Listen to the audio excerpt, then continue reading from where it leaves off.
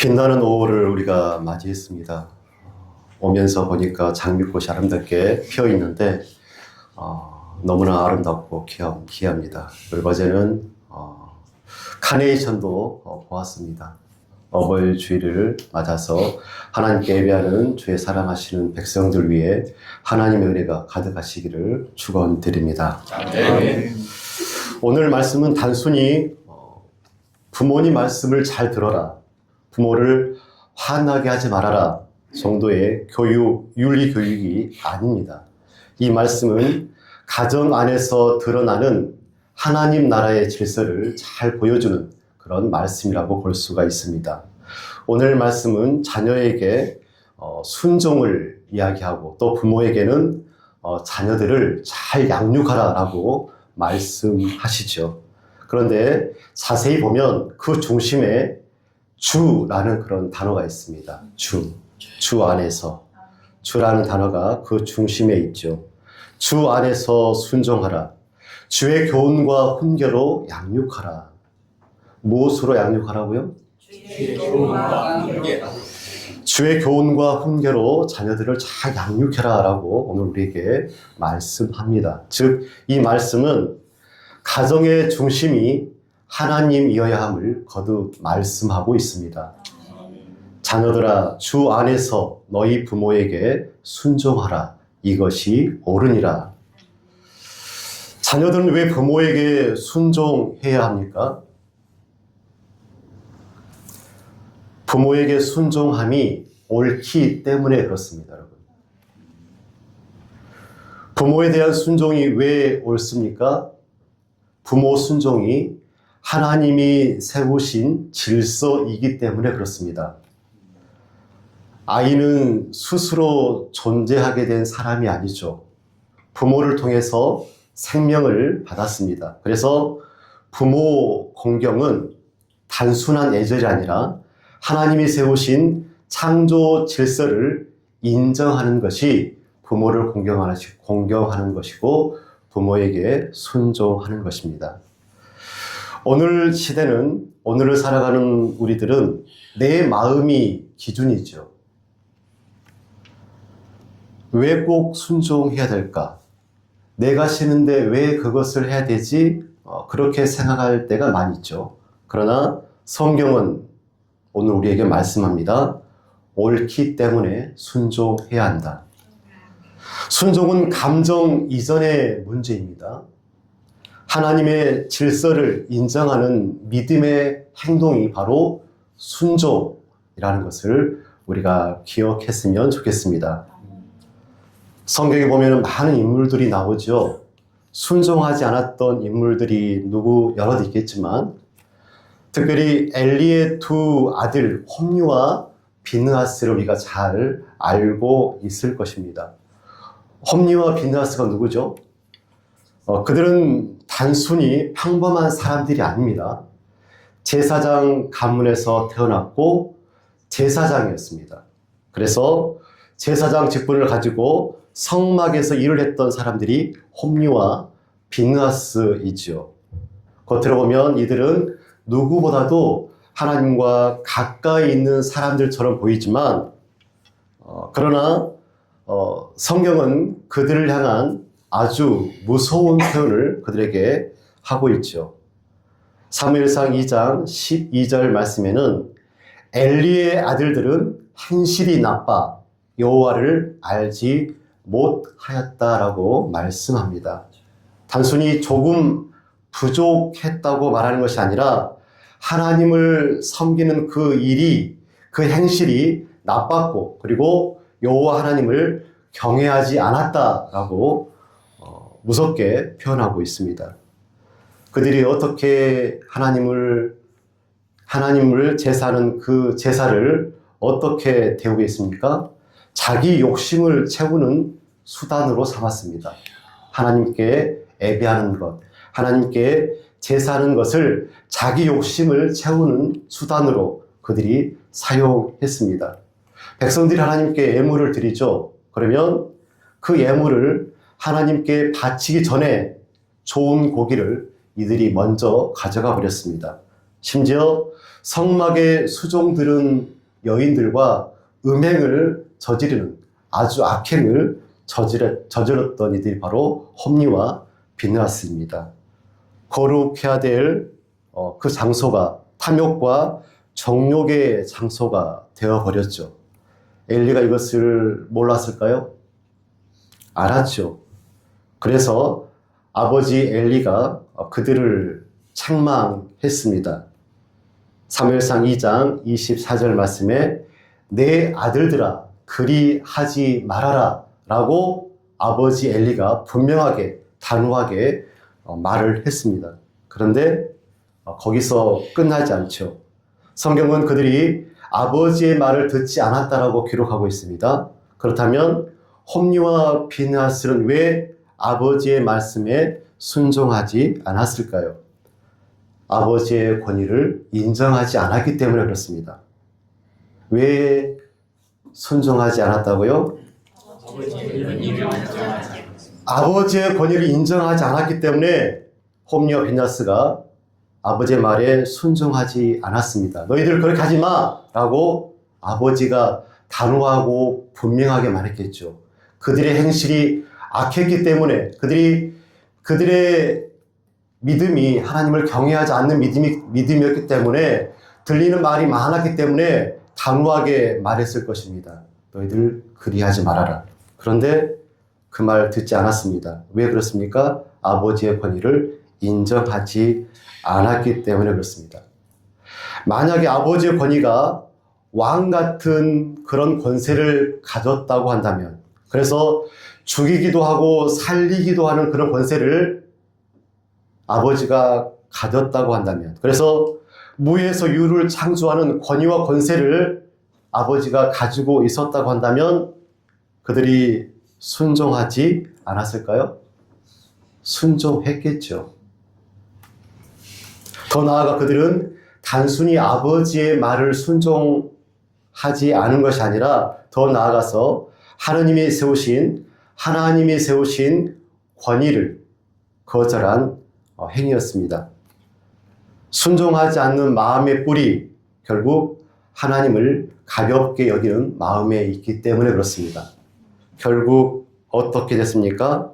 이스라엘은 블레셋과의 전투에서 패배하였고 홈리와 비느하스는 하루에 함께 죽었습니다. 그리고 더 충격적인 것은 하나님의 임재의 상징인 언약궤를 빼앗겨 버리고, 그리고 엘리는 의자에서 넘어져 죽게 되어집니다. 순종이 무너지면 단지 말 안 듣는 아이의 수준에서 끝나는 것이 아니고 가정의 질서가 무너지고 신앙이 무너지고 결국 삶 전체가 흔들릴 수밖에 없음을 우리가 꼭 기억했으면 좋겠습니다. 하지만 순종은 어렵습니다. 여러분, 순종하기가 쉽습니까? 어렵지요. 왜 그렇습니까? 인간의 본능적으로 자기의 뜻대로 하고 싶어 하기 때문에 순종이 어렵습니다. 인간은 원래 순종하기 싫어합니다. 이것은 비단 아이들의 문제만이 아니고 모든 인간의 문제라고 볼 수가 있죠. 아담과 하와도 하나님의 말씀에 순종하기보다는 자기 판단을 앞세웠습니다. 이스라엘 백성도 하나님보다 자기의 길을 먼저 선택했고 자기의 방식대로 삶을 선택했습니다. 우리도 하나님의 말씀에 순종하며 살아가는 것이 너무 버거워하고 불순종할 때가 한두 번이 아닙니다. 순종은 인간의 본성과 충돌하기 때문에 그렇습니다. 그러나 하나님은 말씀하시죠. 순종하라. 이것이 옳으니라. 그런데 옳다고 다 순종할 수 있습니까? 다 순종하지 않습니다. 저를 봐도 그렇고 여러분을 봐도 조금 그런 것 같습니다. 어찌되었든 그래서 필요한 게 무엇입니까? 그래서 필요한 게 훈련입니다. 훈련이 필요합니다. 사막 교부들의 이야기를 보면 이런 일화가 있습니다.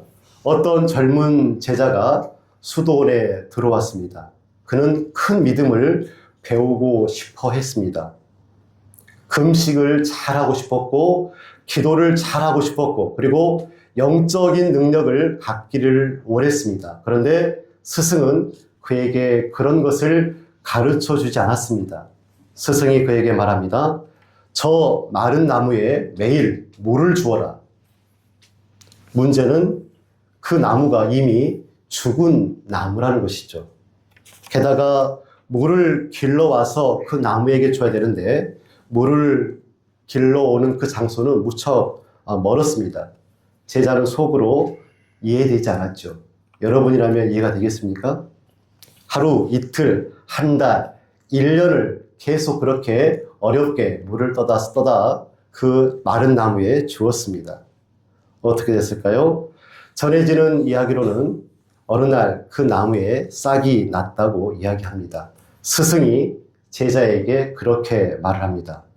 순종은 결과를 이해해서 순종하는 것이 아니라 신뢰하기 때문에 하는 것이다. 무엇하기 때문에?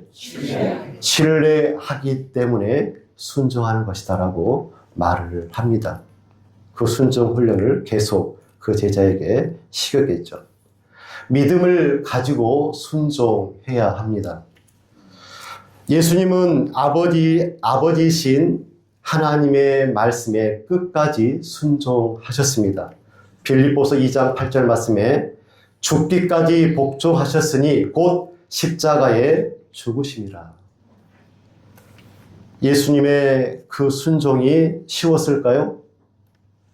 아닙니다. 십자가라는 순종을 위해서 겟세마네 동산에서 땀방울이 핏방울이 되기까지 기도하셨습니다. 아버지여, 할만하시거든 이 잔을 내게서 지나가게 하옵소서. 하지만 마지막에 이렇게 고백합니다. 이렇게 기도하죠. 내 뜻대로 마옵시고 아버지의 뜻대로 하여 주옵소서라고 말씀합니다. 이것이 순종이죠. 내 뜻보다 하나님의 뜻을 더 높이는 것, 이것이 순종이고 순종 훈련입니다. 이 훈련이 우리에게 무엇보다도 필요한 시기라고 생각이 되어집니다. 이제 우리는 순종과 공경에 대한 하나님의 약속을 기억했으면 좋겠습니다. 2절과 3절 말씀을 함께 보겠습니다. 2절과 3절 말씀입니다. 시작. 내 아버지와 어머니를 공경하라. 이것은 약속이 있는 첫 계명이니 이로써 내가 잘되고 땅에서 장수하리라. 아멘. 부모에게 순종하고 공경하면 잘 될 거라 말씀합니다. 잘 된다는 의미는 좋게 됨, 형통과 평안을 의미합니다. 순종을 통하여서 하나님의 질서 안에서 삶이 세워지니까 좋게 되고 형통과 평안이 임하는 것입니다. 이 말씀 무척 중요한 말씀입니다. 순종을 통하여서 하나님의 질서 안에 우리의 삶이 세워지면 그렇게 훈련하고 그렇게 우리의 믿음과 삶이 진행되어지면 반드시 좋게 되어지고 형통과 평안이 임할 것이다 라는 것이 성령의 가르침이죠. 아멘. 어른들은 자주 말합니다. 세월을 아껴라. 시간이 쏜살같이 지나간다. 정직하게 살아야 된다. 좌로나 우로나 치우침 없이 말씀 위에 서서 굳건히 살아가라. 그렇게 아이들에게 말을 합니다. 이 말씀에 순종을 하면 좋게 되겠죠. 적어도 이런 말은 하지 않을 것 같습니다. 학교 다닐 때 아버지가 공부하라고 할 때 열심히 공부했으면 이런 고생은 하지 않고 살 것인데 혹시 이런 말 해본 적 있습니까? 저는 주위에서 알바로 현장에서 일을 하면 간혹 너무나 힘들면 그런 말을 하기도 합니다. 그때 정직하게 살아라라고 하신 그 말씀을 듣고 바른 선택, 정직한 선택을 했으면 늦더라도 제대로 된 인생을 살았을 텐데 이런 후회는 하지 않고 살겠지요. 나오미가 모압에서 남편과 두 아들을 잃고 베들레헴으로 돌아갈 때 며느리들에게 말을 하죠. 너희들 각자 고향으로 돌아가라. 오르바는 돌아갔고 룻은 떠나지 않았습니다. 어머니의 백성이 나의 백성이 될 것입니다. 어머니의 하나님이 나의 하나님이 될 것입니다. 라고 떠나지 않았습니다. 어찌 보면 룻의 입장에서 그렇게 시어머니가 말해주면 떠나기가 더 쉬웠을 텐데 떠나지 않았습니다. 현실적으로 편한 길을 택하지 않았죠. 룻은 자기 계산보다 공경과 신실함을 선택했던 여인이 바로 룻입니다. 이 선택을 우리는 어떻게 정의할 수 있겠습니까? 이 룻의 선택은 하나님 안으로 그리고 하나님 말씀으로 하나님의 질서 안으로 들어감이라고 우리가 정의를 할 수 있겠습니다. 그리고 하나님은 그 길을 통하여서 룻에게 축복하셨습니다. 보아스를 만나게 하셨고 결국 다윗 왕과 예수님의 계보 안에 이름이 적혀지는 놀라운 축복을 그녀에게 하신 것을 우리가 잘 알고 있습니다. 여러분 10계명 중에서 제5계명을 잘 아시죠? 제5계명 무엇입니까? 내 부모를 공경해라. 너무나 중요한 말씀이죠. 그 뒤에 있는 말씀 기억하십니까? 이로써 내가 잘되고 내 하나님 여호와가 내게 준 땅에서 내 생명이 길리라 라고 말씀하셨습니다. 하나님은 분명하게 말씀하셨고 그 약속을 분명하게 이루실 줄로 믿습니다. 아멘. 사랑하는 성도 여러분, 여러분들이 잘 됐으면 좋겠습니다. 아멘. 잘 되고 평안하고 형통했으면 좋겠습니다. 여러분의 삶이 하나님의 보호와 평안 가운데 머물기를 원합니다. 아멘. 부모에게 순종하고 하늘 아버지에게 순종하시기를 바랍니다. 아멘. 이제 하나님은 부모에게 말씀합니다. 부모에게 뭐라고 말씀하십니까? 4절 말씀을 같이 읽겠습니다. 시작. 또 아비들아 너희 자녀를 노엽게 하지 말고 오직 주의 교훈과 훈계로 양육하라. 아멘. 여러분 4절 말씀을 한 번 더 찬찬히 한번 보십시오. 어떻게 살아야 될지 방향이 잡히십니까? 또 아비들아, 또 어미들아, 또 부모들아 너희 자녀를 노엽게 하지 말고 오직 주의 교훈과 훈계로 양육하라 말씀합니다. 여러분 인간은 왜 노여워할까요? 가인을 한번 보십시오. 가인은 왜 아벨을 죽였을까? 왜 분노하고 노해서 동생, 사랑하는 아들, 가족 아벨을 죽였을까? 표면적으로 보면 제사 문제 같지만 본질은 따로 있습니다. 자기 뜻이 받아들여지지 않자 분노했죠. 인간의 분노는 대부분 자기 중심성에서 나옵니다. 왜 내 마음대로 안 되지? 왜 나를 인정해 주지 않는 거야? 그럴 때 분노가 생깁니다. 부모도 마찬가지죠. 자녀가 내 계획대로 움직여주지 않을 때, 내 체면을 세워주지 않을 때 부모도 분노합니다. 자녀들은 어떨 때 분노할까요? 많은 연구 자료들은 반복적으로 이런 문제를 제기합니다. 자녀와의 갈등의 원인, 부모의 감정적 폭발, 비교, 과도한 통제, 대화 부족, 일관성 없는 훈육, 많이 들어보셨죠? 이런 것이 자녀와의 갈등, 자녀의 분노를 유발하는 요인이다라고 전문가들이 우리에게 말합니다. 이거를 한마디로 정의하면 뭐라고 말할 수 있을까요? 오늘 본문에 나와 있습니다. 제가 묵상한 결과는 뭐죠? 노엽게 합니다. 그런데 좀 더 들어가면 잘못된 양육에 있습니다. 오늘 말씀을 보십시오. 오직 주의 교훈과 훈계로 양육하라. 양육이 잘못되면 아이들이 분노하게 되어지고 잘못된다라는 것이죠. 우리 성도님들은 자녀들을 무엇으로 양육하고 계십니까? 주의 교훈으로, 주의 훈계로 양육하고 계십니까?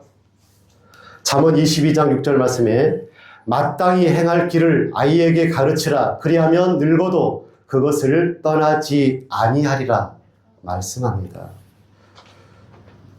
하나님의 백성으로 살아가야 될 그 마땅한 길, 그리고 예수께서 우리에게 어떻게 살아야 될지를 가르쳐 주셨는데 그 예수 그리스도의 길을 가르치고 있는지, 또 신명기 6장 6절에서 7절은 이렇게 말씀하죠. 오늘 내가 내게 명하는 이 말씀을 너는 마음에 새기고 네 자녀에게 부지런히 가르치며 집에 앉았을 때이든지 길을 갈 때이든지 누워 있을 때이든지 일어날 때이든지 이 말씀을 강론할 것이며. 아멘. 자녀들에게 부지런히 가르쳐야 될 하나님의 말씀이 우리 마음에 새겨져 있는지 돌아봤으면 좋겠습니다. 오직 주의 교훈과 훈계로 양육해야 됩니다. 주의 교훈과 훈계 앞에 어떤 단어가 써 있습니까? 오직이죠. 오직 주의 교훈과 훈계로 양육해야 됩니다. 이것이 아닌 것으로 양육하면 참된 양육이 될 수가 없습니다. 세상의 방식, 그 방식은 아이를 성공하게 하는데 관심이 있겠지만 하나님 앞에서 바르게 아이들을 세우는 데는 관심이 없습니다. 성적, 그리고 비교하는 것, 경쟁, 체면, 부모의 욕심으로만 아이를 붙들면 우리의 아이들의 마음은 점점 힘들고 메말라 가겠죠. 만약 예수님께서 자녀를 양육하신다고 한다면 어떻게 양육했을 것 같습니까? 예수님은 먼저 사랑으로 아이들을 품었을 것 같습니다. 그리고 아이들의 존재 그 자체를 기뻐하시고 실수했다고 존재를 부정하지 않으실 것 같고 동시에 죄와 잘못을 분명하게 가르치셨을 것 같습니다. 이건 죄야, 이건 잘못된 거야 분명하게 가르치셨겠죠. 그리고 정죄하기보다는 진리로 아이들을 이끄셨을 것입니다. 억지로 누리기보다는 이렇게 하는 거야를 본보여 주시면서 아이들이 따라오게 했을 것입니다. 예수님은 아이를 자기의 욕심을 이루는 도구로 대하지 않으실 것입니다. 아이가 넘어졌을 때 다그치기보다는 다시 일어서는 법을 가르쳐 주셨을 것입니다. 비교함으로 인하여서 상처를 주기보다는 각 사람에게 주신 하나님의 뜻을 발견할 수 있도록, 너에게 주어진 하나님의 뜻이 무엇인지를 발견할 수 있도록 도우셨을 것입니다. 무엇보다도 예수님은 말씀으로 아이들을 잘 양육하셨을 것입니다. 존재의 목적이 무엇인지, 무엇을 위해 살아야 하는지, 사람보다 하나님을 더 많이 사랑해야 할 것을 가르쳐 주셨을 것입니다. 중요한 것은 자녀를 양육하는 부모의 마음에 먼저 주의 교훈과 훈계가 있어야 함을 꼭 기억하시기 바랍니다. 여러분의 마음에 주 예수 그리스도와 내 주 하나님의 교훈과 훈계가 있어야 하겠습니다. 부모의 마음이 말씀으로 채워져 있지 않으면 결국 어떻게 될까요? 세상의 방식으로 자녀를 키울 수밖에 없습니다. 세상은 뭐라고 끊임없이 말을 합니까? 남보다 앞서야 된다. 더 좋은 조건을 가져야 된다. 실패하면 안 된다. 그것으로 자녀들을 양육할 수밖에 없다는 것이죠. 그러다 보면 양육이 어떻게 되겠습니까? 사랑이 아니라 불안이 되고 기다림이 아니라 조급함이 됩니다. 부모의 두려움과 욕심이 자녀를 몰아세우겠죠. 그래서 하나님은 부모에게 먼저 이렇게 말씀합니다. 오늘 우리에게 이렇게 말씀하시죠. 오직 주의 교훈과 훈계로 자녀를 양육하라. 즉 자녀보다 먼저 부모가 하나님의 말씀 앞에 서야 됩니다. 부모의 마음이 하나님으로 채워져야지만이 우리 심령이 하나님으로 채워지고 하나님의 말씀으로 채워지면 자녀를 하나님의 시선으로 볼 수 있을 것입니다. 더 나아가 주의 교훈과 훈계를 품는다는 것은 단순히 성경 지식을 가르치라는 그런 의미가 아니고 하나님을 믿는 믿음으로 자녀를 바라봐야 된다는 그런 뜻입니다. 예수님께서 뭐라고 말씀하셨습니까? 공중에 나는 새를 보아라. 그 새를 하나님께서 먹이시고 들의 백합알을 보아라. 그 백합알을 하나님께서 입히신다라고 말씀하셨죠. 작은 새도 먹이시고 들풀도 하나님께서 입히십니다. 하물며 우리 자녀를 하나님께서 돌보지 아니하시겠습니까? 부모는 자꾸 내가 내 자녀를 책임져야 된다는 그런 생각을 아주 많이 가지고 있죠. 물론 책임져야 됩니다. 부모이니까. 그러나 부모가 자녀의 인생의 주인이 될 수 없죠.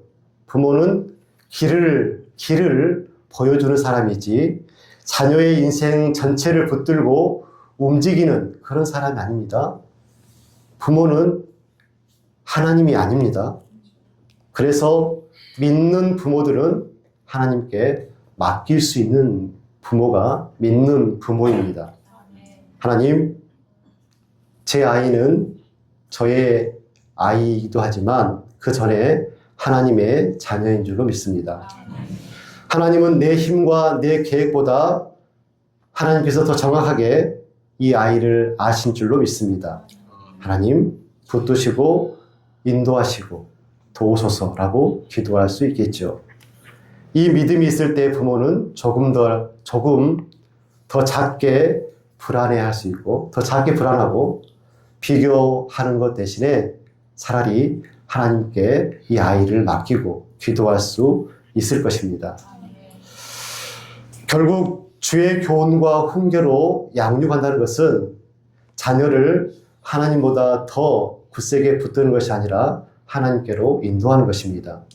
부모가 먼저 하나님을 신뢰할 때 자녀도 그 부모의 믿음을 배우게 될 것입니다. 주의 교훈과 훈계로 양육한다는 것은 단순히 아이를 교회로 보내는 정도의 것이 아닙니다. 부모 자신의 삶이 먼저 하나님의 말씀 아래 서 있는 것을 의미합니다. 부모가 하나님 앞에 서 있을 때 자녀도 그 길을 배울 수 있을 것입니다. 자녀는 부모에게 순종해야 합니다.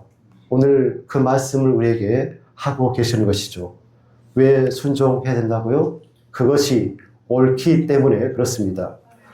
순종이 하나님의 질서 안으로 들어가는 것이기 때문에 순종이 하나님의 질서 안으로 들어가는 문이 되기 때문에 순종해야 됩니다. 부모는 자녀를 주의 말씀으로 양육해야 됩니다. 잘못된 양육은 자녀들이 하나님 없는 삶을 살게 할 수가 있습니다. 부모가 주의 교훈과 말씀으로 마음을 채워야 합니다. 하나님을 신뢰하고 하나님과 공조해야 올바른 양육이 이루어집니다. 그런데 더 깊이 들어가면 우리 모두가 하나님의 자녀이죠. 부모도 하나님 앞에서 자녀이고 자녀도 하나님 앞에서 자녀입니다. 결국 모든 사람에게 필요한 것, 하나님께 순종하는 것입니다. 예수님께서 십자가에 달려 죽으시기까지 순종하셨듯이 우리도 하나님을 인정하며 하나님께 순종하는 믿음의 삶을 살았으면 좋겠습니다. 아멘. 가정이 무너져 가고 있는 시대를 살고 있습니다. 권위가 무너지고 관계가 무너지고 있습니다. 그런데 하나님은 오늘 우리에게 말씀하십니다. 주 안에서 순종하라. 주의 교훈으로 양육하라.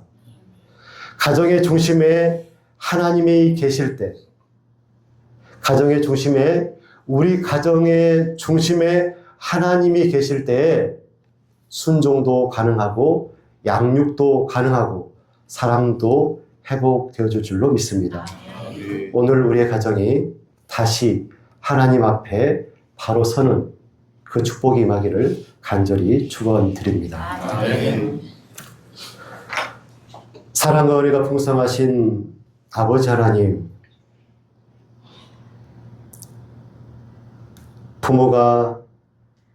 자녀가 부모에게 순종하는 것이 오늘 우리에게 오늘 말씀하여 주시니 감사합니다. 아멘. 하늘 아버지에게 그리고 오늘 우리의 부모에게 순종하며 공경하며 나아갈 수 있도록, 그래서 주님이 주시는 약속하신 그 축복을 받아 누릴 수 있도록 은혜를 더하여 주시옵소서. 오직 너희는 주의 교훈과 훈계로 양육하라는 그 말씀을 오늘 우리 가슴 속에 새기게 하여 주시고, 주의 말씀으로, 주의 사랑으로 우리의 자녀들을 잘 양육할 수 있도록 하나님 도와주시옵소서. 세상 것으로 양육할 것이 아니라 오직 주의 교훈과 훈계로 양육할 수 있는 믿음의 부모들이 다 되는 축복을 우리에게 허락하여 주시옵소서. 예수님의 이름으로 기도드리옵나이다. 아멘.